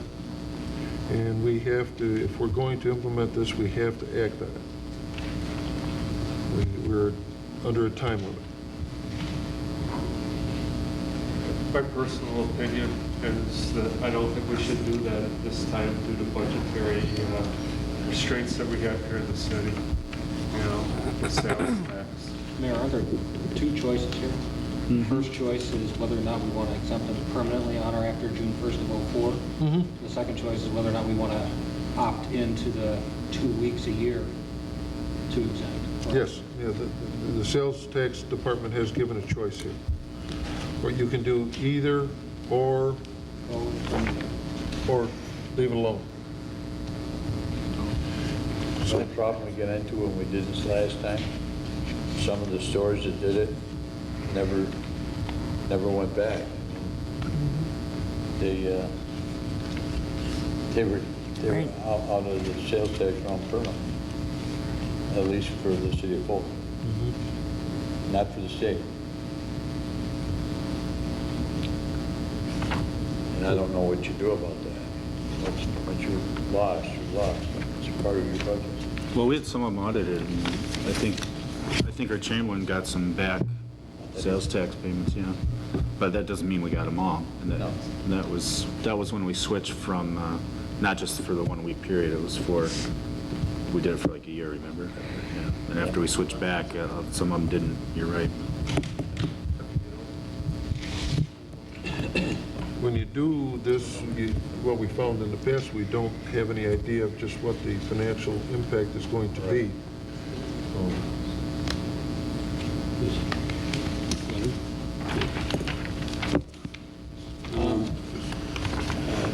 Did you want to do a resolution on this? Well, if the council wants to do it, Or you don't want to just... we need to do this because it has to be done by the 18th of July. Why don't you poll the council? So one each ward and ask them what they'll save us some time. Yeah. I don't think we should do it. Okay. Was this beneficial? One question. To whom? To whom? To us, to the city. Did we get money out of it? No. We could not track the money? No, we didn't get money out of it. We lose money. We lost money out of this. We lost? Right, we give up the tax. Then I'd say no. I know some of the businesses benefited from that exemption period, but I think, and that we think, we thought we wanted to try that anyways to see if it would have a good effect on our sales tax, but and the increasing business for the businesses. But I think at this time that we don't want to. I think we want to do that again. Okay. Fourth Ward? How was it worded last time? The way this is worded now is clothing and footwear costing less than $110 per item. That's the way it was before. I thought it was an aggregate, up to $110, Per item. whatever. So, no, that's not what this is saying. If I got a pair of shoes or a pair of sneaks that's $80, then I'm going to be exempt from sales tax on $80. If I bring up my sneaks and 5 other items that are $110, I only get the sneaks off, not the other 5 items. No, It's per item. Per item. For any item under $110. So it is an aggregate. It is per item. Per item. So one single item. You can spend $500, but your tax exempt because each item is below 110. And you think, how long of a period of time did we have that in effect? 1 year. Right? Yeah. And what difference, does anybody recall what difference? Did No, we have see? no idea. No, it's because we don't get specific numbers from specific retailers. No, I mean in terms of the overall return of sales tax money. I didn't get a chance to look at it. Well, sales tax. What was the drop off? Sales tax went down, but how much was because of that, we don't know. We don't know. Well, We can't ask the stores. Right. I guess what I'm thinking is that, we've raised the sales tax 1%.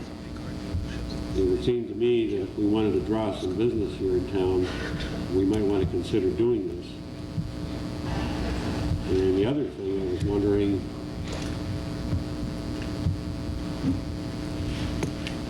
what time frame, was it 5 months from the time we did the resolution to up the tax till the time when it was actually implemented, the 1%? That was a 5-month period? It was like 3. 3 months? It went into effect June 1. I think it was past March. Well, when we did that, I made a suggestion about lowering the tax, and you said we could do that. That was an option. We didn't have to go the full 1%. Is that correct? I guess where I'm coming from, the state now has implemented another 0.25%, so we're at 8.25 here. I'm going to also suggest that we might want to discuss the possibility of dropping from 4% to 3.5%. With the state's quarter, it's going to be 7.75%, and opt into this clothing allowance to encourage our people to shop here. That would be my consideration. Okay. So on the issue that's on the agenda right now, in the discussion, you're in favor of it? Correct. Okay. Both. Now, is it doing away with it altogether, or for the 2-week periods? Well, he's for keeping, or having it. I'm for having the $110 allowance per item for the short term and the long term. And I'm also suggesting, along with that, because if we're going to implement it, it might take another 3 months, or we could say as of the first of the year, so we get through the rest of this year for our budget.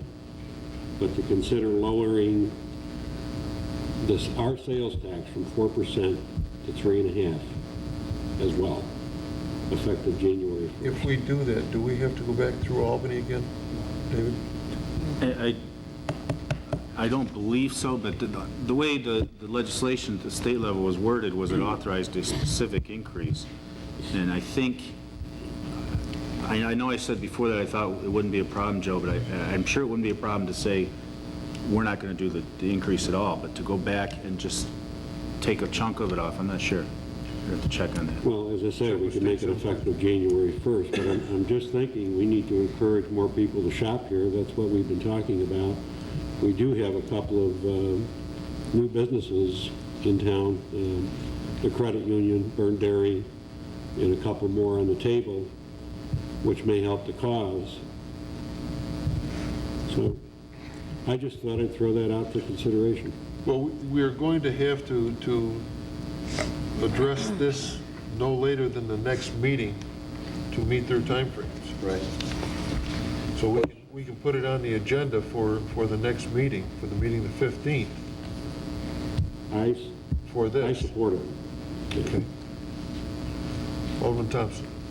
I won't even get into the bigger picture of sales tax, but as far as the 110 exemption, I do think that I think we should participate in the exemption at least for 2 weeks, if not for the whole year. Okay. I understand the thought process behind it. I'm not in favor of it this time. And one of the reasons I feel that way, and I feel that way about sales tax, the homeowners, I feel, just my opinion, in this town, have been beat up for a long time. About half of them pay the whole bill. No tax is good. It's something you just want to spit out and get rid of. The only thing is, with sales tax, everybody pays.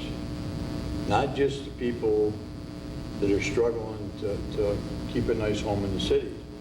And it seems like when we drive through the city and we focus in on codes, we take the same people, which are about half, that are carrying the whole ball of wax, and say, you know, you need to dig in your pocket and do something more. With sales tax, it doesn't matter whether you live here, it doesn't matter who you are, you pay it. You pay it based on what you can afford to pay, or what you're going to spend. And my feeling is it's the only fair way. As far as lowering the sales tax, I don't think that that's a bad idea, but I don't think how we could possibly be responsible until we at least had a 1-year history to see what we're actually going to take. I don't want to get into the fall this year, even though I'm leaving, and have to go to the homeowners and say, guess what? We got to hit you another 11% or more. I know that the New York State retirement system is going to lean on us more. I mean, we went from $30-some-odd thousand a year and up to $300,000 or $400,000 in 1 year. And somehow that's got to be paid for. If we throw away the revenue that we budgeted this year, not having any idea what it's going to be, I think we're going to be very irresponsible to the people that are trying to maintain a home in the city. That's just my feeling. I pay the taxes too. I pay the sales tax. And I understand how you feel. And another thing, I don't want to make it sound like I'm mistrustful of anybody that does business in Fulton, but I'd like to see what we charge before the sales tax rate comes in and what we charge after. Because I can tell you right now, we have a lot of lower income people in the city, and a lot of people that think they're getting a deal will go there. That doesn't necessarily mean they're paying less, they might even be paying more. And I would like to really know that before we do this. And that serves no one, except maybe one. So my answer is no. So I think you've got 4 out of 6 here. Unless you want to do unless you want a formal vote, I think it died here. I think what we can, what we can do is try before the next meeting to check with Albany and see what the procedure would be to, if we are going to recommend a change in the sales tax itself, what the procedure is to see what we're going to have to do. Right. And let it hinge on that. And I'll get it on the agenda for next meeting, and we'll have to make a decision, a formal decision at that time. Okay, but that's just my feeling. We'll look into that. I mean, none of it is good for the people that have to pay, but I think if you got to pay, the fairest way is to try to make everybody pay something. That's just my opinion.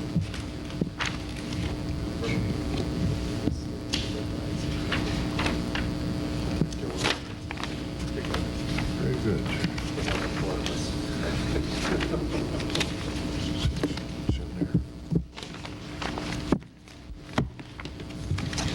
That takes care of the items on the agenda. Is there anyone in the audience that has any business to bring before the council?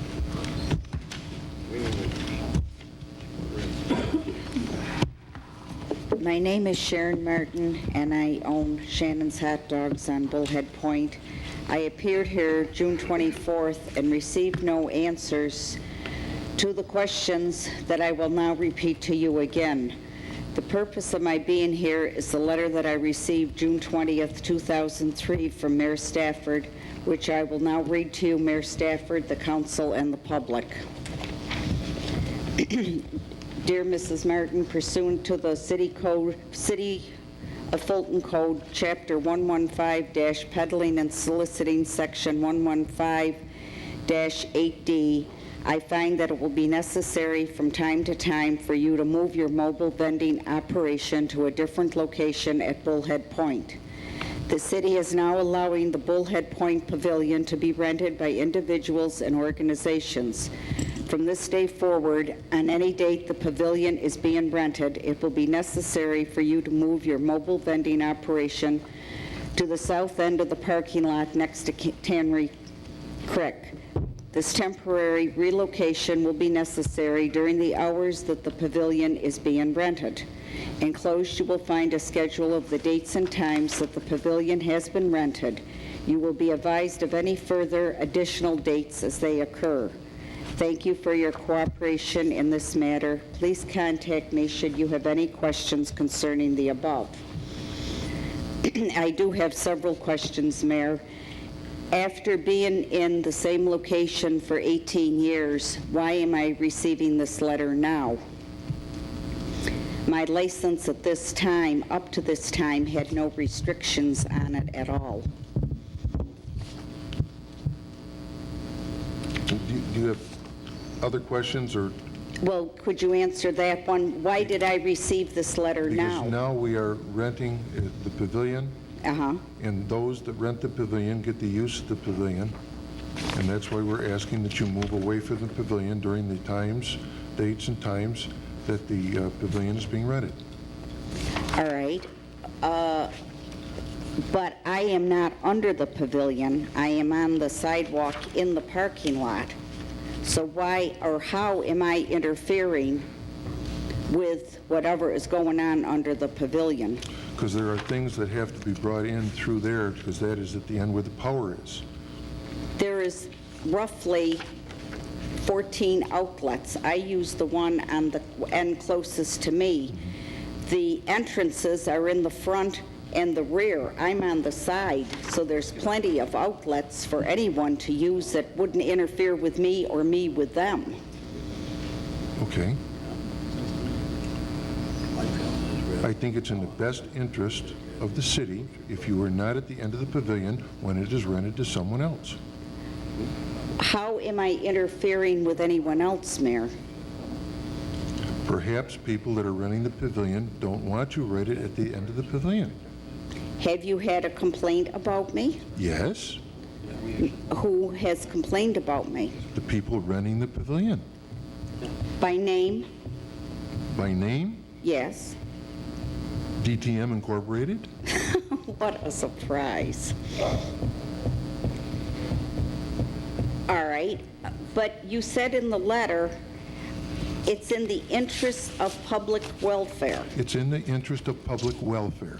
And my decision for that was based on, we want to rent that pavilion. We want people to have events down there. Right. And they will not continue to do that, perhaps. There's less of a chance that they would do that if you are right adjacent to that. They are spending a tremendous amount of money to purchase bands and bring them in there and not charge the public anything. So if they're going to rent the pavilion, I think it's within their rights to ask that another concern not be right adjacent to it. And I want bands to come here. I want our people to have a good time. I want people to come in from out of town and enjoy themselves. And that is what that is based on.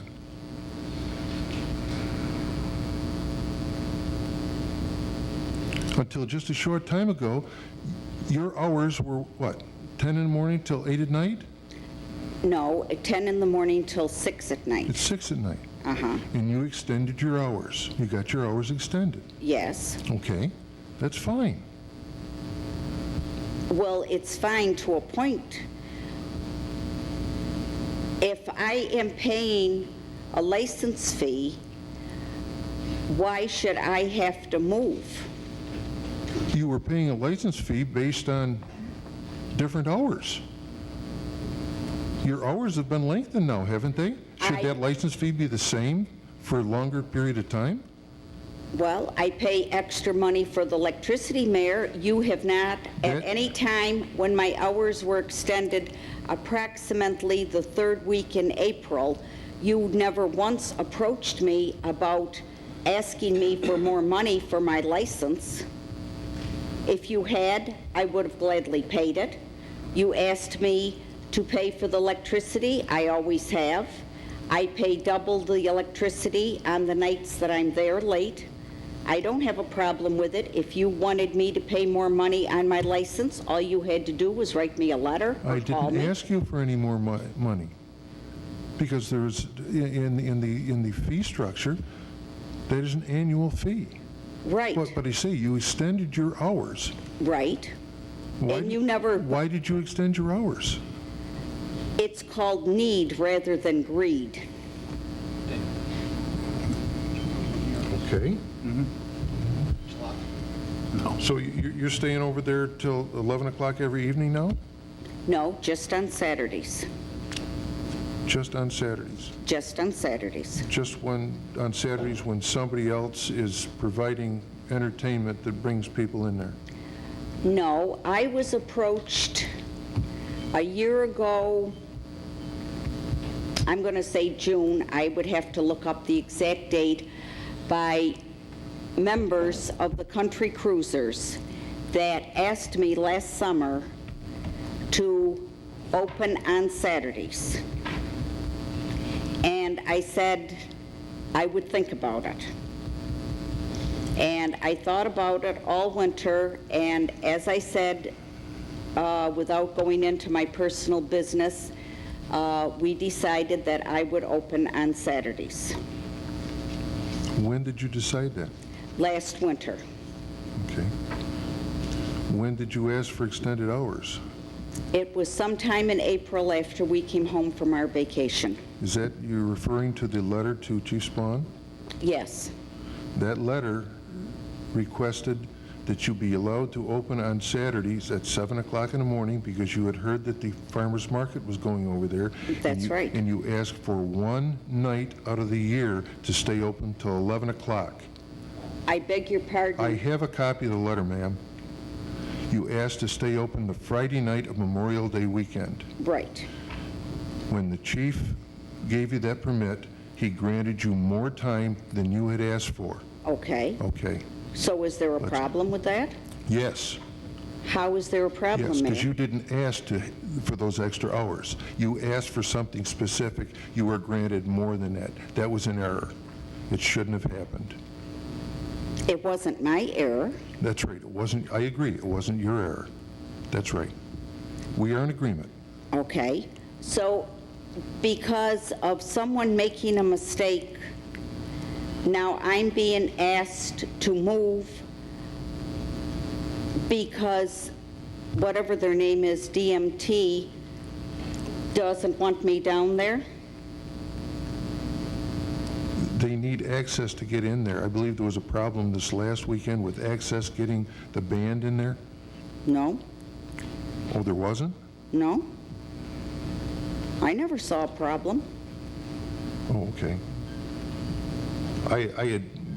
Someone had told me that The week before, they had a problem trying to get in their beer wagon because they chose to park on top of me, and I was ordered by Dr. Body to unplug my power, and I told him no. And he threatened to run over my cord. And I said, if you run over my electrical cord, you will pay me $100, because I just had to buy a new one, and it was 90 some odd dollars. I have a bill. So with that, he called the police. That was the only problem. There hasn't been a problem since then. They called the police last week. I'm getting to be a regular felon selling hot dogs. Well, that's why I said I had heard But that... it had nothing to do with getting the band in and out. Oh, okay, that's what I had heard, you know. There's all kinds of rumors going around. Well, Mayor, all you got to do is call me or stop over, and either my husband or myself could have explained it to you. Well, as I said, I just heard about this today, so I haven't had a chance to look into it yet. But it had nothing to do with the band. They started the concert over 2 hours early. Okay. It was supposed to start at 8 o'clock, and they started like, I don't know, a little after 6. In your opinion, are having the bands there a good thing for the city of Fulton? Absolutely. Okay. Absolutely. I think so, too. I think it draws a lot of people into the community. Absolutely. But what has that got to do with me? It should have nothing to do with you. Well, it seems to, because of DMT requesting from you that I should be moved. I don't understand. I guess I'm just kind of slow on, I just don't understand what the music has to do with me. I guess you'll have to ask them. I really would doubt I would do that. All right. Do I have your permission? If someone else is renting the pavilion besides DMT, and they tell me it's all right that I can park along the curb where I normally park, is this going to be a problem with you? No. No, if you have the permission of the people that are renting the pavilion, that would be no problem whatsoever. Okay. Why, I don't understand, on that first night the police were called,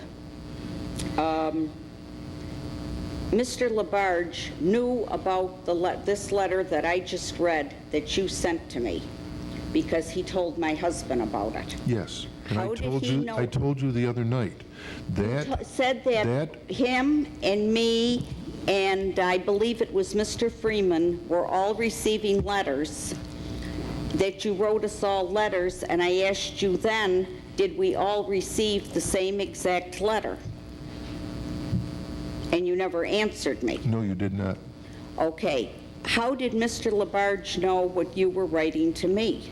Because Mr. Labarge was in my office, and I told him that I was writing letters to all 3 people, because he had come over to check on the status of his vending permit. And I told him just what was occurring. You told him that you were writing me a letter? I told him And that I was writing 3 you told him letters. what was in the letter? I told him I was writing 3 letters. That's what I told him. I told him I was writing letters to him, to you, and to Stephanie Freeman. That's what I told him.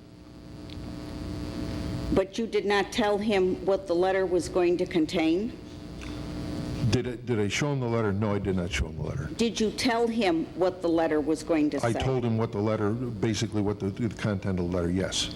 Why is it his business what letters or what personal mail you send to me? Because he had made a complaint, okay? And it was asking what was going to be done about that. So I said, this is what's going to be done about that. That's exactly how it happened. Why does he have the right to control what goes on at Bullhead Point? Because he rented the pavilion. So if I rent the pavilion, then I can say who comes in and out of that parking lot? No.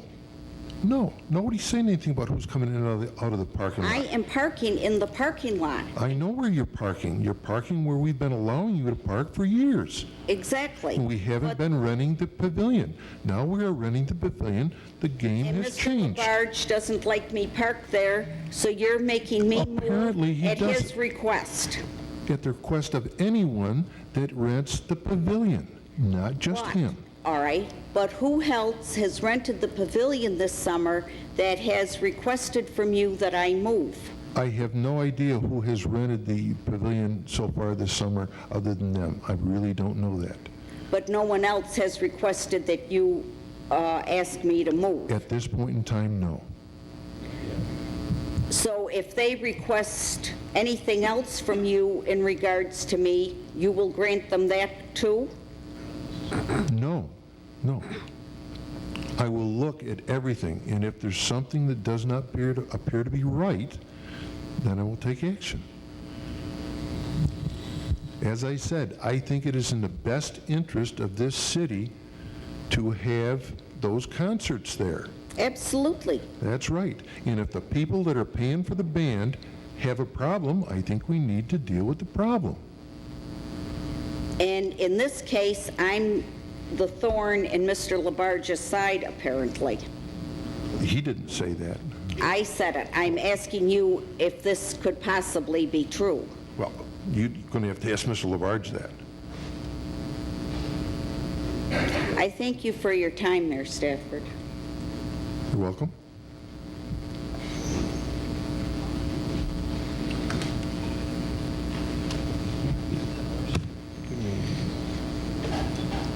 My name is Frederick Martin, 39 Halstead Drive, Fulton. I'm the husband of Sharon Martin. I direct the following to the mayor and city attorney inasmuch that the mayor sent the letter to my wife. I am not as educated as learned as a city attorney, but a little research on the computer reveals the definition of public welfare. According to Black's Law Dictionary, the 6th edition, by West in 1990. Public welfare is described as the prosperity, well-being, or convenience of the public at large, or of a whole community as distinguished from the advantage of an individual or limited class. It embraces the primary social interests of safety, order, morals, economic interests, and non-material and political interests. In the development of civic life, the definition of public welfare has also developed until it has been held to bring within its purview regulations for the